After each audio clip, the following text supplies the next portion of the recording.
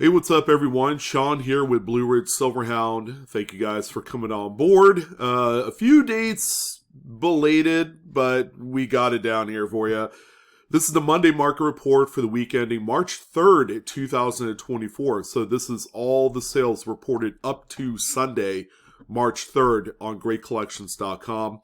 I want to thank each and every single one of you for taking time to explore some of the recent sales of graded modern coins within the last 7 days. Again, all coming from GreatCollections.com.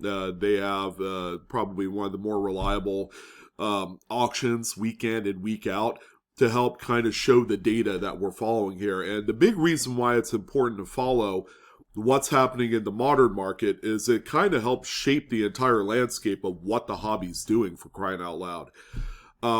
If the moderns are doing good, everything else is doing good. Because we all know that, some of the early colonial and federal age coins, Civil War coins, things like that, pre-1900, they're all going to do pretty well. But the overall kind of barometer check is the modern market.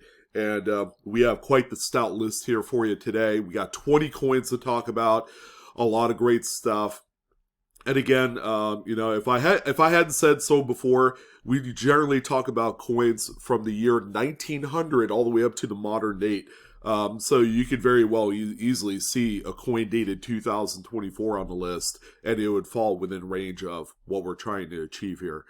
So thank you guys for tuning on in. If you guys are looking to buy a coin, a pretty nice one, add a trophy to your collection, look no further. GreatCollections.com is one of the greatest auction websites to go to, and if you're looking to consign your collection, they're a great place to go to as well, and they'll help you get all squared away for your next sale.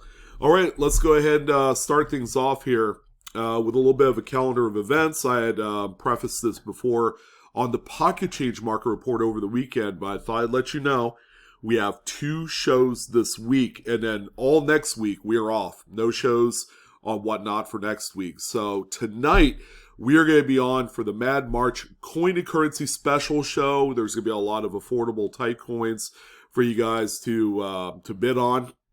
We have great giveaways as well, so go ahead and check those out. But that's tonight, Tuesday, March 5th, 5 p.m. Pacific, 8 p.m. Eastern. And it's one of the more popular shows I do every month. And then we also have our normal Friday show called The Road to 10K. We're still trying to hit 10,000 followers. We're awfully close. We're about 1,000 away. This is the classic Dansko album giveaway. We got a couple really nice giveaways for really nice high-end albums. And we also have a U.S. type coin auction also. That's Friday, March 8th, 5 p.m. Pacific, 8 p.m. Eastern, the usual slots. No shows next week. We are going to be at the A&A Money Show in Colorado Springs. So if you guys are going to be in town for that event, we will be there. So Blue Ridge Silverhound, Mrs. Blue, Baby Blue will be around as well. But it's going to be a lot of fun. First really big show for us for the year. And more to come, my friends. It's going to be exciting. So if you haven't joined up on Whatnot and you want to, I got great news. I have a referral link down below in the description box. If you sign up under me, you get $15 in usable store credit that you can use right away after sign up. So that's going to be an opportunity for you to pick up a few coins for free. You just have to pay shipping and you're good to go. So let's go ahead and dive right in to the Monday market report. And thank you guys again for all your views and support.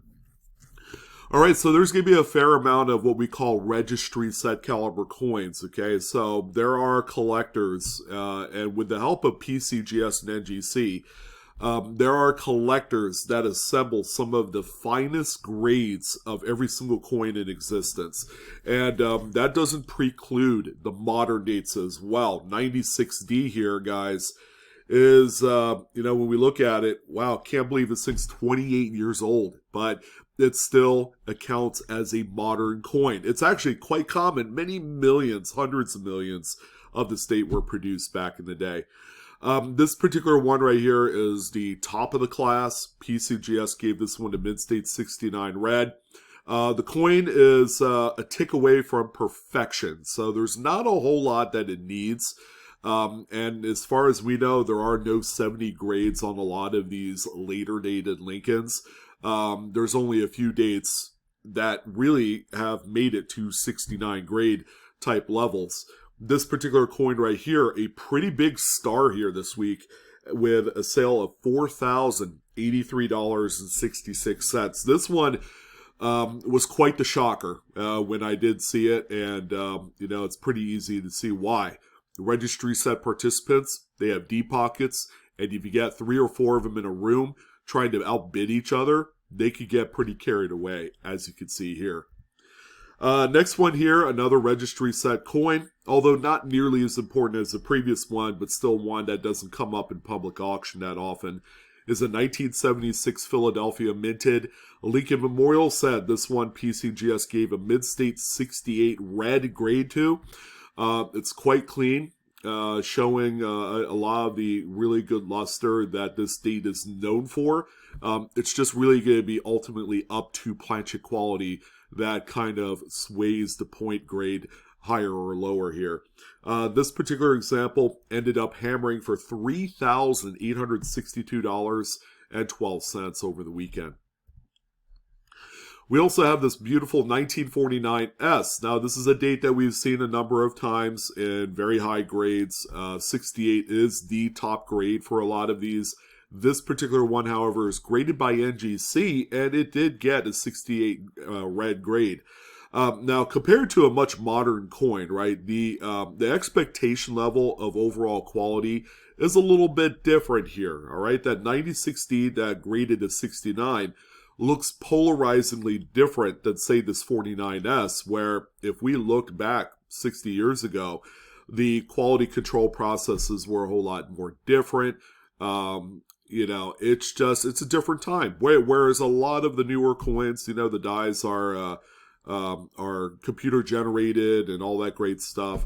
While some of the the original design work is still done by hand, a lot of the finishing work is done with lasers and all sorts of other great things. But this particular one right here sold for $1,811.25.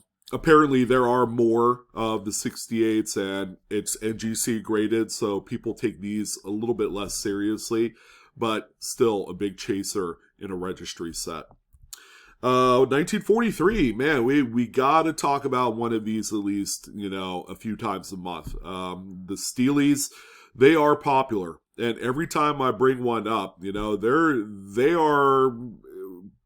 are bangers. I mean, this one no exception. Now, another NGC graded coin, and quite a monster too, a Mid-State 68 plus, and not only that, it's also got a CAC green bean as well. This one I would say is perfect just the way it is.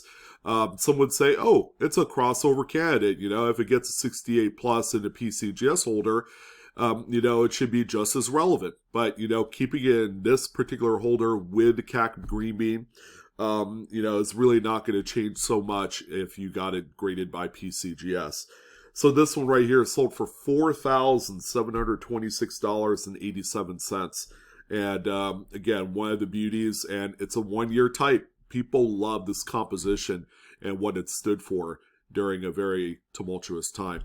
The next one that we have here, 1934D, Lincoln Wheat Cent. This is a pretty big one too. Now, quality is still relatively good here in 1934. However, finding one that grades out to this level of 67 plus, full red, CAC green bean as well. It's in a PCGS holder. There are a few little scratches on the plastic, and that's what you're seeing there on the reverse. Just so you guys know what that is. This particular coin ended up selling for $7,875. Again, another monster sale here this week.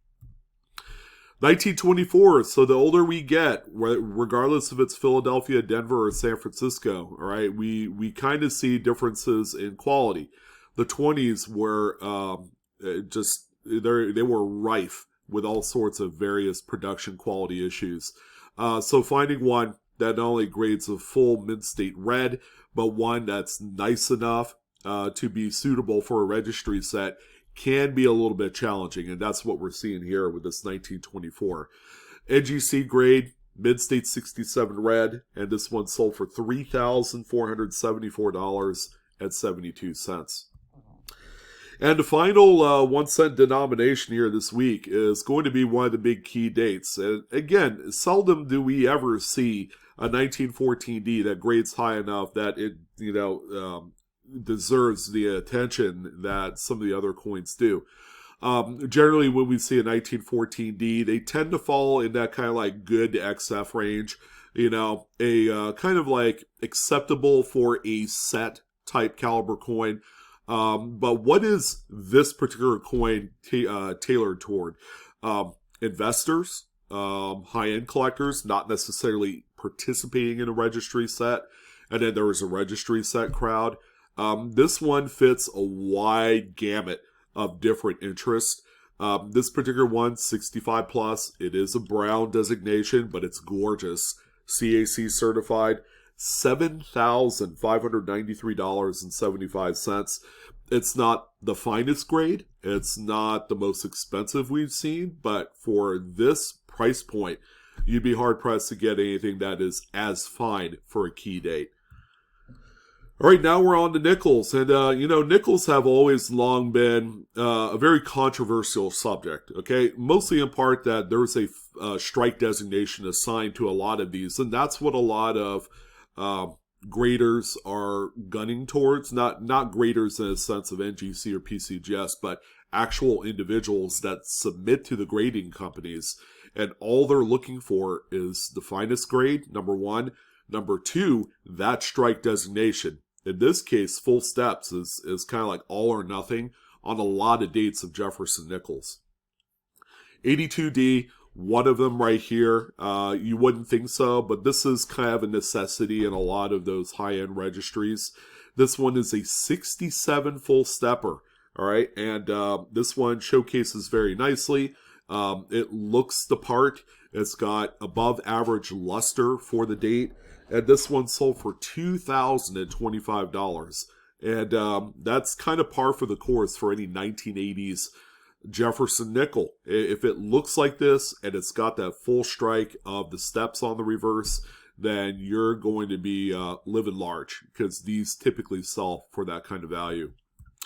1970S, this is actually one of the tougher ones. And, this one right here, this is where the controversy comes in, because NGC gave this one 5 full steps, but from these photos, you wouldn't think so. All right, there are a couple of nicks on the steps, which they really do hinder the strike designation on a lot of coins. Now, this coin in hand under different lighting conditions might paint a completely different picture. But sometimes the actual photos used in the auctions, they don't quite tell the full tale. This one was assigned actually a 67 5 full steps, and I generally reserve my right to say something negative about these type of coins unless it's in hand, because if I don't get 100% the full story or that picture, then, we're just going to go at the word of the grading company. Now, this coin ended up selling for $1,259.98. The bidding was a little bit restrained, I think, possibly due to the fact that, a 6 full steps grade coin is actually the one that a lot of people are looking for. And this is simply just kind of a place marker for a lot of those. 1959, another tough one here. NGC gave this one a 67 grade with 5 full steps. This one is actually quite sharp, but you'll notice that during the 50s, luster was kind of hit or miss, and we certainly see that here on this one. This one sold for $1,435.50. Again, that's kind of like the usual kind of money that you would expect for something of this nature. 42p. Now, when we get into the Silver War nickels, these coins are generally very well struck, and this is probably one example among a few that I've seen with probably the most perfect steps on Monticello. It is sharp as a tack. And with these photos, you could tell that it has no interrupting nicks or scratches or anything like that. You need a full 100% left to right, uninterrupted, stepped in order for it to count as a step. Now, much like the Steel Sense, these have a lot of popularity surrounding them. Okay, it's like a 4 or 5 year short set. They're made from 35% silver manganese, so there's that as well. A completely different compositioning because they are rationing a very important war element in nickel. This particular one right here sold for $2,086.88. And to kind of address the 5 million pound elephant in a room, the QA sticker is kind of like a modern equivalent to a CAC sticker. You know, it's a quality type thing on these. So when you do see that, it's legit. They're mostly on much newer coins, but they'll do some of the older stuff as well. 1935 Buffalo Nickel. This thing is drop dead gorgeous. It's just got kind of like that beautiful bronzy kind of muted color to it all throughout that I love. And it's silky smooth, like a freshly made cappuccino. This one is a mid-state 68. You'd be hard-pressed, again, to find anything distracting on the coin that would tell otherwise of a different grade. This one right here sold for $4,230. Again, just a beautiful, earlier obsolete type piece. 1927S, a considerably tougher date, and in a mid-state 64, still very expensive.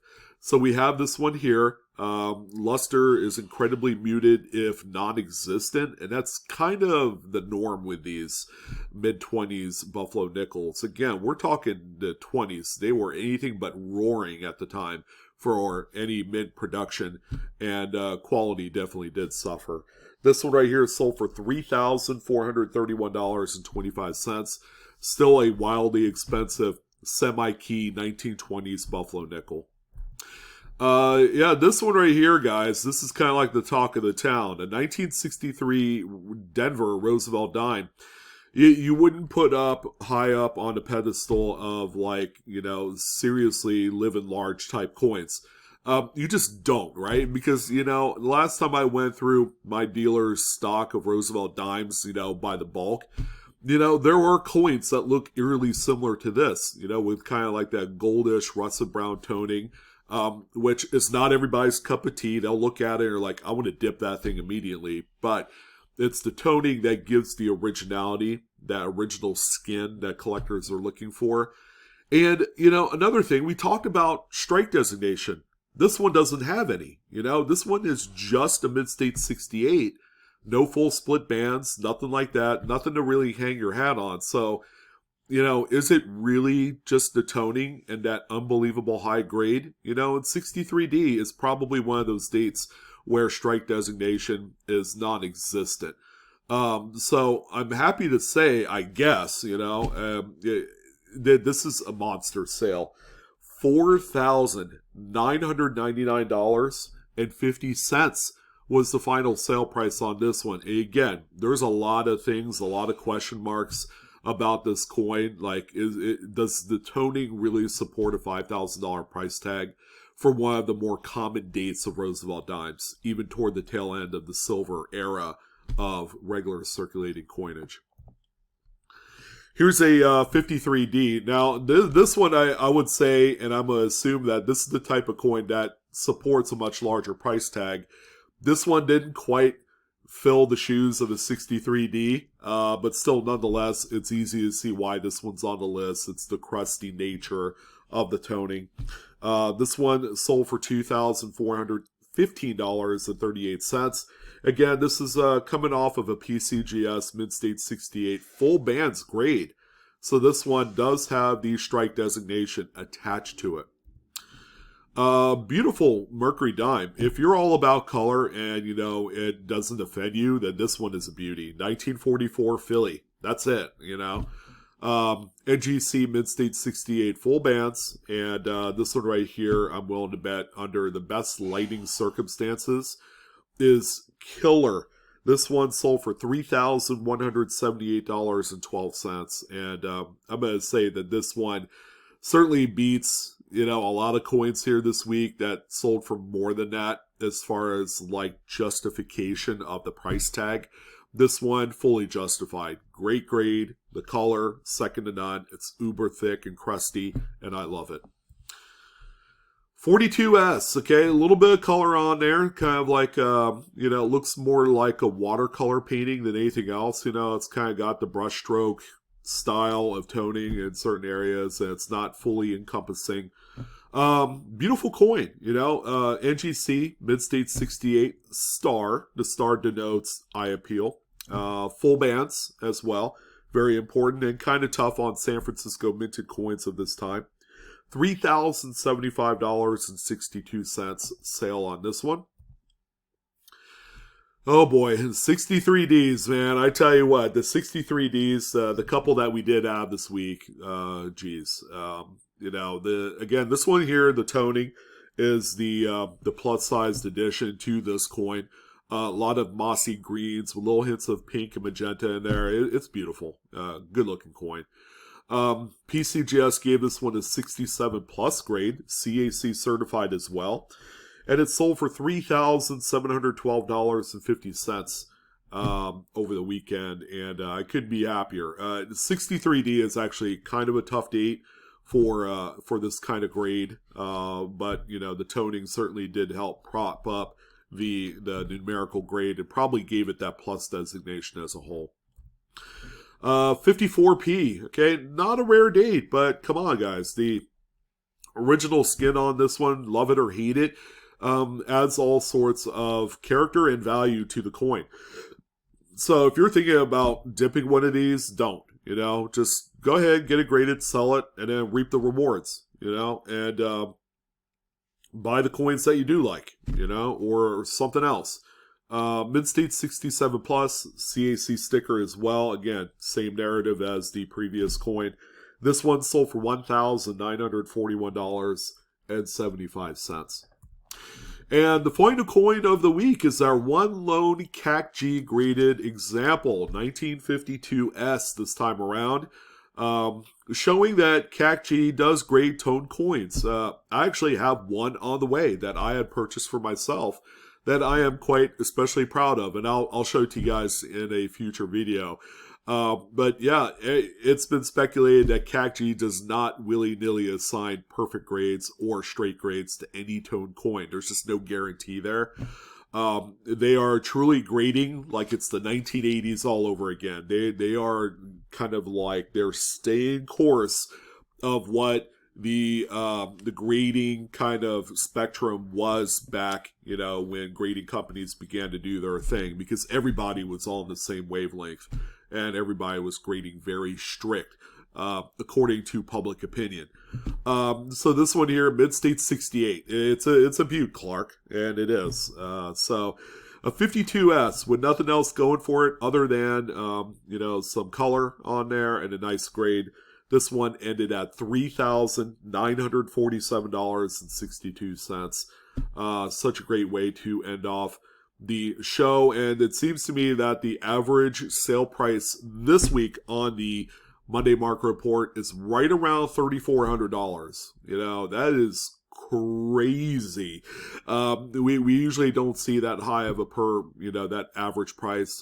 There are some that are a lot higher, but we also had coins that sold for like, what was it, like a week or two ago, with the 18/7 S Standing Liberty Quarter that sold for $140,000. Obviously, one coin is going to raise that average per coin, but all in all, I mean, this is a very solid group of coins, and it's also highlighting that the market is long and strong, and we are all in. We are this duration of just the best stuff coming to the market, and strong market prices being commanded just cannot be ignored. So if you got some of these premier pristine examples and you're looking to cash in, now might be the time. I don't know. Some people will say, well, I don't need the fiat currency. I'm just going to hold on to my coins. So that's it, guys, for this one. Videos for entertainment purposes only. Information provided is not financial advice. Please do grade and collect responsibly. And thank you guys for tuning in on this one. I'm your host, Sean, with Blue Ridge Silverhound. It's always a pleasure. We got a busy week ahead of us before we take off for the A&A Money Show. I want to thank you guys again for tuning in. Thank you for all the views and support.